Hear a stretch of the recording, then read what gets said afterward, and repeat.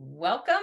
I'm Catherine Eyring, your health and empowerment coach, and I am excited to announce our guest tonight will be Catherine Staffieri from Nutrisense. She's a registered dietitian. She is a nutrition manager for Nutrisense.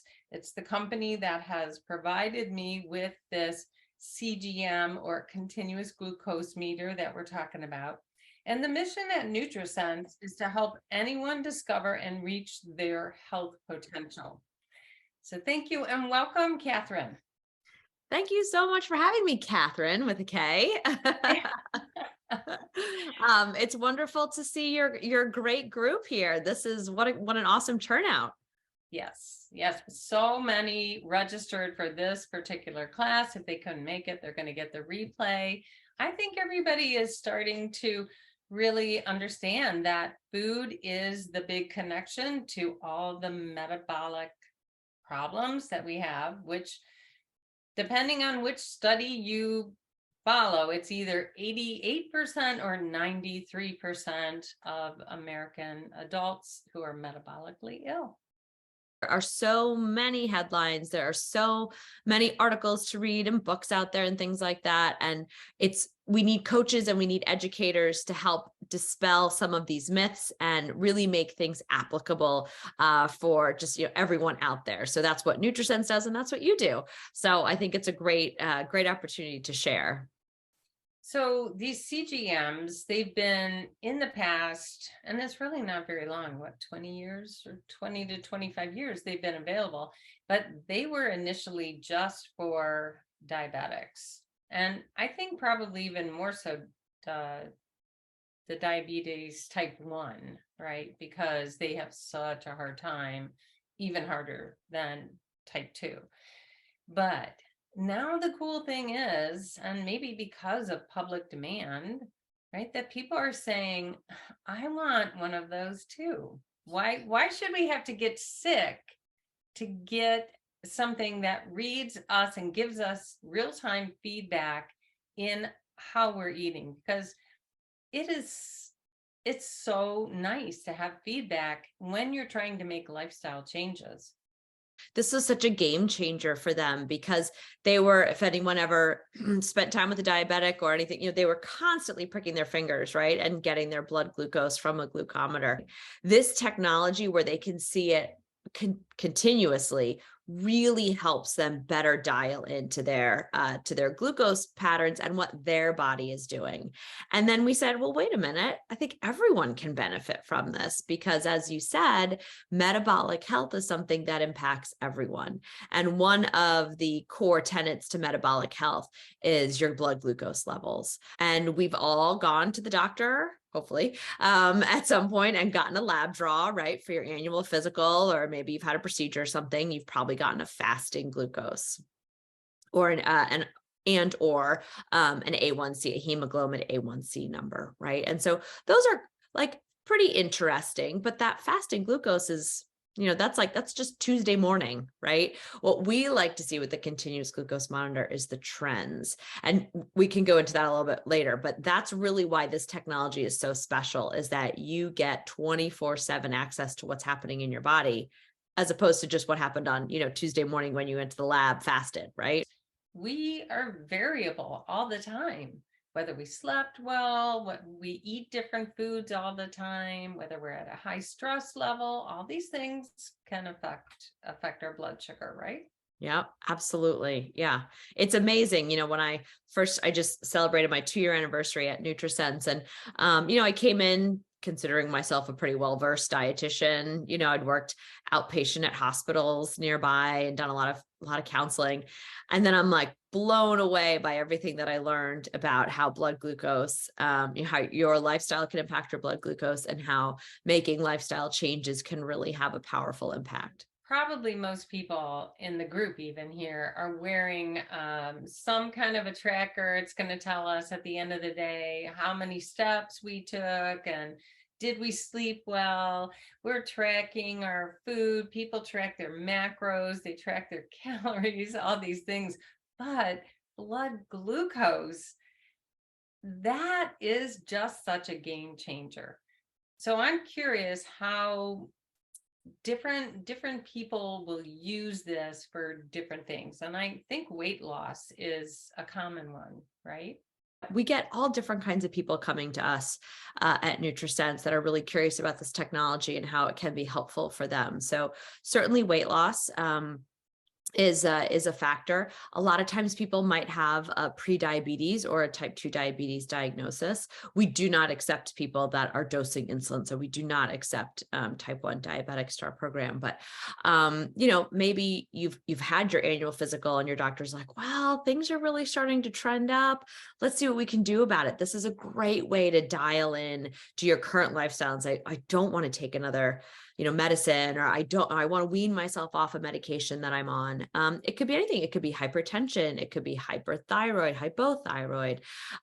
We get a lot of women that are going through menopause transition. And so their hormones are really, wackadoo. So we get, they can see how their glucose is impacting that. There's all of these different lifestyle factors. It could be, we get a lot of athletes that say, listen, I just really I need to up my game, or I'm just not having great energy.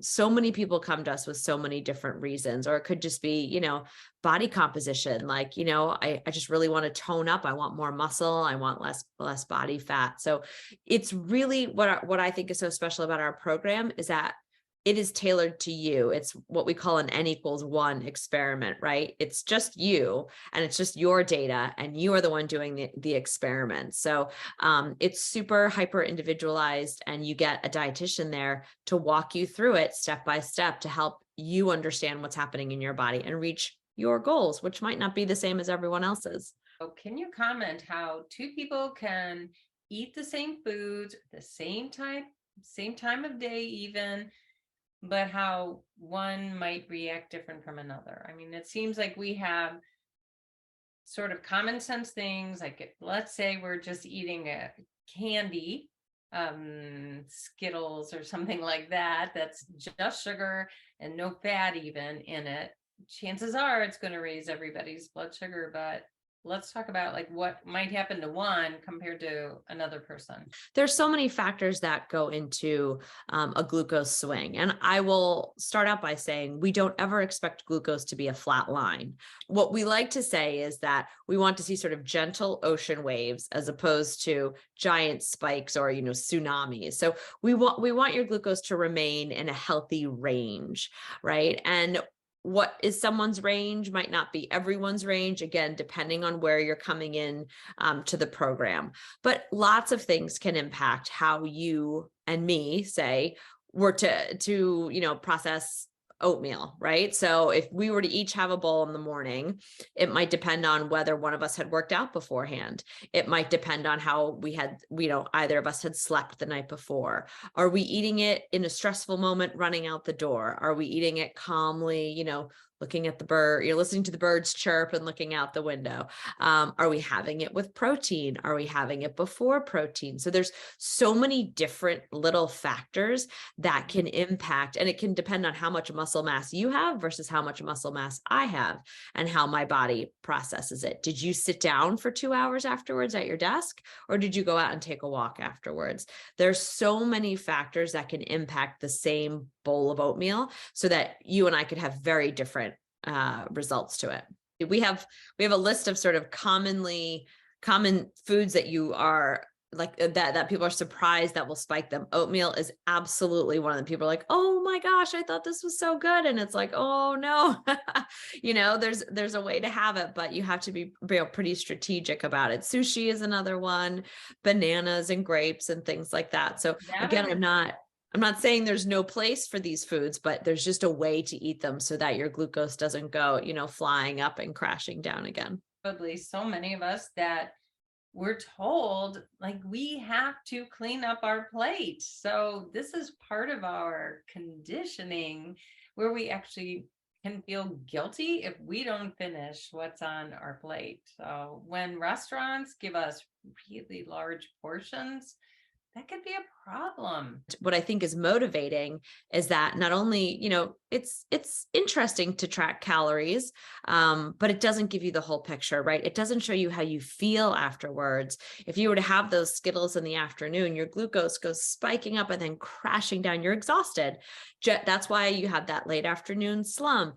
And that's why maybe you need an extra cup of coffee than you don't. I mean, this is, yeah, you can track how many calories you had with the Skittles, but what's more impactful is to see what's happening inside your body and correlate that to how you felt afterwards. And that's the real motivating factor with the CGM, is that you can kind of like put all of it together, like mind, body, all of it comes together. So an interesting thing, every time I do a challenge, it's always a no sugar challenge, no sugar, no white flour. Anyone who's willing to participate, this is what we do. And there are always these surprises, like, wow, I'm sleeping better. Somebody said restless legs diminished, intestinal problems, of course, were better, all these things. So there are always things to discover when you really remove the sugar.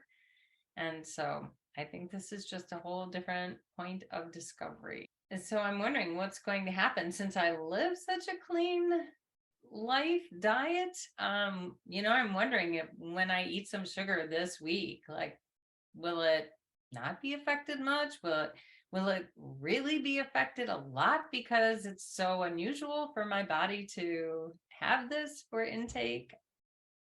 You'll have to play around. Are you having it after a meal? Are you having it on an empty stomach? How much of it are you having? Did you work out before you had it or after you had it? So, what we like to do with these experiments is sort of say, is there a food that you really want to test out, that you're either that you love or that you haven't had in a long time and you'd like to be able to find a way to incorporate it into your diet back again? That can a lot of times be pasta for people, or maybe it's learning how to have a glass of wine and not have a big sugar crash afterwards. So what we tell people to do is really you're your own experiment, right? So have that same food, whatever it is, and we're going to test it out in a couple different ways each day, right? We're going to test it out on its own. We'll test it out with some protein, and so you can see how your body, the optimal way for you to have that food for your body. And we don't know until we know, right? But I think the more that we can get the medical profession to utilize the data that's coming out of these, the more they will say, this is absolutely something that every patient in my practice, needs to wear a CGM 2 weeks before their annual, or, you know what I mean? Like, a patient comes to me with, borderline, pre-diabetes or something. Well, I really want them to wear this, and I'm going to make sure that they can without a true diabetes diagnosis. So I think, that would be wonderful if down the line it really just became something that the medical profession said, absolutely, I need all my patients to wear this. So what happens with Nutrisense? If I'm not a diabetic, how is it that I can get one? That's not a limiting factor for us. We take care of that. And then you can choose whichever subscription length of time that you'd like to participate in. And I think, as you were saying, the sensor itself, I'm actually wearing one myself on the back of my arm. The sensor itself lasts for 2 weeks. And so, yeah, that's like an interesting sort of, snippet of time. But what we really like to see is wearing it. So our minimum subscription is for a month. So at least 2 sensors, 4 weeks of data, you can really start to implement some great behavior changes. And that's when you can kind of start to see some really interesting results in your data, because sometimes your glucose data can be impacted really quickly if you make a couple changes, and some of those changes need to take a while to take effect, and you can really see like your baseline glucose going down. It's not going to go down in one day. For me, I want to kind of be crazy with it for a week and eat the stuff that I would not normally eat, just so I can help the people believe me of what happens to blood sugar this way. But then after that, I really want to use it truly for myself, to learn, how do I get not a flat line, but as stable as I can within the range, where I know is healthiest. Again, you'll see how your exercise impacts your glucose. You'll be able to see how I don't know, maybe you have a stressful phone call or something, you'll be able to see how certain things like that